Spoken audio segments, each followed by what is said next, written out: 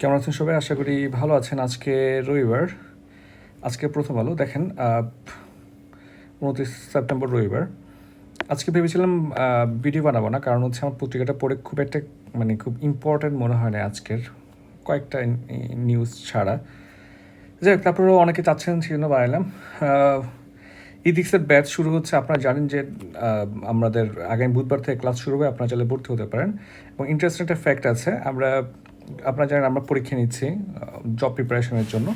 So আপনারাও চাইলে, আমরা একটা ওয়েবসাইটে কনভার্টার ট্রাই করছি। সো আপনারা চাইলে কিছু নাম সাজেস্ট করতে পারেন, এবং যার নামটা সিলেক্ট হবে তার জন্য গিফট থাকবে।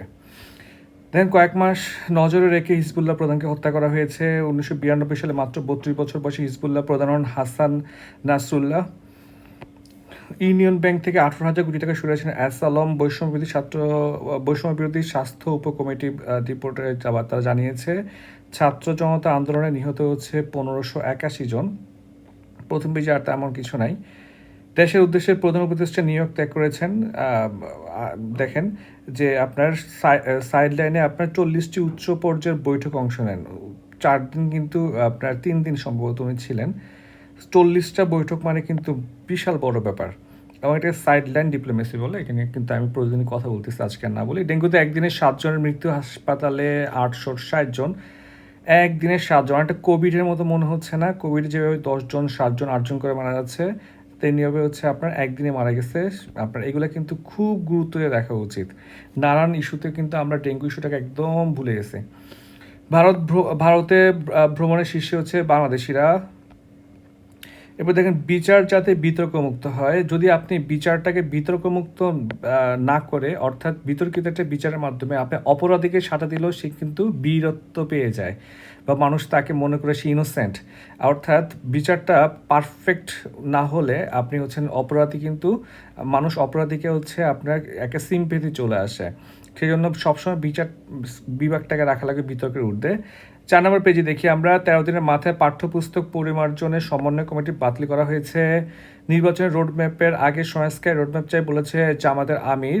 দেখেন যে এই জামাতের আমির, এটা কিন্তু রোডম্যাপটা কিন্তু আপনার বিএনপি মোটামুটি প্রথম থেকে চেয়ে আসছিল, এবং এটা আপনার যে নিউ ইয়র্ক টাইমস একটা মিটিং, একটা একটা টক শো হয়েছে ডক্টর মোহাম্মদ ইউনূস সহ। সেখানে কিন্তু ওনাকে কোশ্চেন করা হয়েছে রোড ম্যাপ নিয়ে।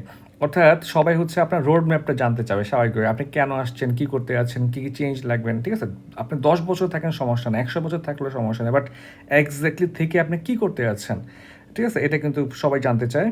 5 নম্বর পেজে শিক্ষা কমিশন কেন প্রয়োজন, এখানে তেমন কিছু নেই আসলে এগুলো পড়ার মতো। 6 নম্বর পেজে দেখি আমরা ছানামুখীর জিআই স্বীকৃতি লাভ। তাহলে জিআই নিয়ে কিন্তু অলরেডি বিসিএস রিটার্নে চলে আসছে, বা সব জায়গাতে চলে আসছে। একটি বলে রাখি যে এই মন্ত্রণালয়ের আওতাধীন প্রতিষ্ঠান প্যাটেন্ট ডিজাইন ও ট্রেডমার্ক অধিদপ্তর, অর্থাৎ ডিপিডিটি, অর্থাৎ আপনার হচ্ছে স্বীকৃতি পেয়েছে। ডিপিডিটি হচ্ছে স্বীকৃতি দেয়, ঠিক আছে। ডিপিডিটি কোনো পণ্যের জিআই স্বীকৃতি দিয়ে থাকে, এটা পরীক্ষায় যে কোনো সময় চলে আসতে পারে। আর তেমন কিছু আমার ইম্পর্টেন্ট মনে হয় না, এখানে আমরা স্কিপ করতে পারি। তারপর আমরা 7 নম্বর পেজে দিই ক্ষতির মুখে গুরুত্বপূর্ণ নিদর্শন। জাতীয় জাদুঘর নিয়ে আমার মনে হচ্ছে কিছু না কিছু চলে আসবে। বরেন্দ্র নিয়ে অলরেডি বিসিএস চলে আসছে। তো জাতীয় জাদুঘর হচ্ছে 1913 সালে প্রতিষ্ঠিত হয়, আপনারা জানেন। পরবর্তী সময় হচ্ছে কী করে হয় বলেন, এটা 1983 সালের দিকে হচ্ছে আপনার ঢাকা জাদুঘর নামকরণ করা হয়। সো এই আপনার জাতীয় জাদুঘর নিয়ে আপনারা একটু পড়াশোনা করে ফেলা লাগবে। স্থানীয় সরকার শক্তিশালী হবে রাজনৈতিক দলগুলো চাইলে। দেখেন, রাজনৈতিক দল চাইলে রাষ্ট্রই চেঞ্জ হবে, শুধু স্থানীয় সরকার না। কারণ আলটিমেটলি একটা দেশ কীভাবে চলবে সেটা নির্ভর করে রাজনৈতিক দলের উপর, অর্থাৎ যেই দল নেতৃত্ব দিচ্ছে সেই দলের উপর। এবং এটা নিয়ে কিন্তু অনেকগুলো কোটেশন আছে যে আধুনিক যুগে বা বর্তমান সময়ে আপনার শাসন, সরকার মানে হচ্ছে রাজনৈতিক দলের শাসন। তাহলে রাজনৈতিক দলে আপনার স্থানীয় পরিষদে যে চেয়ারম্যানরা আছে তাদেরকে এমপিটা করতে স্ট্রেস দিচ্ছে বা ইন্টারফেয়ার করতেছে, এটার উপর ডিপেন্ড করবে আর কি। অর্থাৎ আমাদের দল ব্যবস্থাকে আগে পরিবর্তন হওয়া লাগবে, তাহলে রাষ্ট্র চেঞ্জ হবে। পার্বত্যবাসী মনে করেন সংঘাত ঘটতে দেওয়া হচ্ছে। দেখেন, এটা খুবই গুরুত্বপূর্ণ, আপনি একটু জেনে নিন। বাট এত ডিটেলস হচ্ছে এই ইস্যুটা পরীক্ষায় আসবে না, তবে আসতে পারে এটা কবে থেকে সংকটের সৃষ্টি হয়েছে, বা পার্বত্য চট্টগ্রাম শান্তি চুক্তি আপনার এটার চুক্তিতে কী কী ছিল উল্লেখযোগ্য, এবং পরবর্তীতে এটার বর্তমান কোনো অবস্থায় আছে, এসব আসতে পারে। এখানে একটা নোট রেডি করার ট্রাই করতেছি, যদি করা হয় আমি দিয়ে দিব। এরপর দেখেন এই পেজে তেমন কিছু নাই। স্বপ্ন নিয়ে এখানে তেমন কিছু নাই। তারপর হচ্ছে স্বপ্ন নিয়ে কিছু নাই। অর্থ বাণিজ্য হচ্ছে জুলাই আগস্টে রাজস্ব আয় কমেছে 5,456 কোটি টাকা। এটা খুব একটা ইম্পর্টেন্ট ডাটা পড়ার দরকার নেই, এটা কমবেই কারণ ওই সময় ঝামেলা ছিল, আবার বেড়ে যাবে।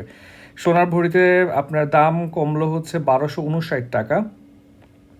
পরের পেজে দেখি আমি ইন্টারন্যাশনালে সবচেয়ে বড় ইম্পর্টেন্ট ব্যাপার হচ্ছে দেখেন যে আপনার হিজবুল্লাহ প্রধানকে মেরে ফেলেছে, এবং এটার কারণে হচ্ছে আপনার ওয়ার্ল্ড ওয়াইড মানে অ্যাটলিস্ট মিডল ইস্টে একটা ফুল স্কেল যুদ্ধ শুরু হবে কিনা এটা নিয়ে আমরা খুব সহজে জানতে পারবো। এবং হিজবুল্লাহ নিয়ে কিন্তু একটা অলরেডি ভিডিও বানিয়েছি, তখন আমরা দেখেছিলাম যে হিজবুল্লাহর সাথে আসলে যুদ্ধ হওয়ার সম্ভাবনা কম মানে সেই সময়ের পার্সপেক্টিভে। বাট এখন কিন্তু আপনার সব পুরোপুরি চেঞ্জ হয়ে গেছে। ইসরায়েল যুদ্ধ চাই, যুদ্ধ চাইলে তো আপনি সম্ভাবনা কমাইতে পারবেন না। সেক্ষেত্রে এটা হয়তো 46 রিটার্নে চলে আসবে, আমরা খুব দ্রুত এটা নিয়ে কিছু জানতে পারবো। আগে একটু ঘটনাটা এস্টাবলিশ হোক, কী হচ্ছে এটা বুঝতে হবে। দেখেন জাতিসংঘের ভাষণে কাশ্মীর নিয়ে আপনার শাহবাজের কঠোর হুঁশিয়ারি পাল্টা জবাব দিল্লির খুব একটা প্রয়োজন নেই, ইসরায়েলি হামলায় 11 মাসে প্রাণ হারিয়েছেন যত নেতা। এইটা হচ্ছে আপনার নোট করে রাখেন, এটা পরীক্ষায় আপনি যে কোনো ইস্যুতে আপনি দিতে পারেন, মানে ইসরায়েল ইস্যুতে কিছু না কিছু আসবে, আপনি তখন এটা কোট করতে পারবেন যে ইসরায়েল কী করছে আর কি। আর তেমন কিছু নাই। শেষ পৃষ্ঠে দেখি আমরা 1.5 মাসেও নামেনি বন্যার পানি, বাসিন্দাদের ভোগান্তি। দেখেন বন্যা বিজ্ঞানে আসতে পারে, বন্যা প্রভৃতি রোগ প্রতিরোধ কীভাবে হতে পারে, পানি কীভাবে আমরা পিউরিফিকেশন করবো, এগুলো খুবই গুরুত্বপূর্ণ রিটার্ন সায়েন্সের জন্য। আর বন্যা নিয়ে আপনার রচনা আসতে পারে, বন্যা নিয়ে হচ্ছে অনেক বাংলাদেশ বিশ্ববিদ্যালয়ে কোশ্চেন আসতে পারে, ভারতের সাথে আন্তঃসীমান্ত চুক্তি নিয়ে কোশ্চেন আসতে পারে। সো এইটা সরাসরি এখান থেকে আসবে না, বাট বন্যা টপিকটা খুবই গুরুত্বপূর্ণ আমাদের জন্য। দেখেন সবখানে কিন্তু আমাদের বন্যা টপিকটা আসবে এবার মনে হচ্ছে আর কি। যাক, আপনি আমাদের গ্রুপগুলোতে অ্যাড হয়ে যাবেন, আমরা নোটগুলো শেয়ার করব এবং হচ্ছে অবশ্যই ভিডিও আকারে শেয়ার করবো। সবাইকে অসংখ্য ধন্যবাদ।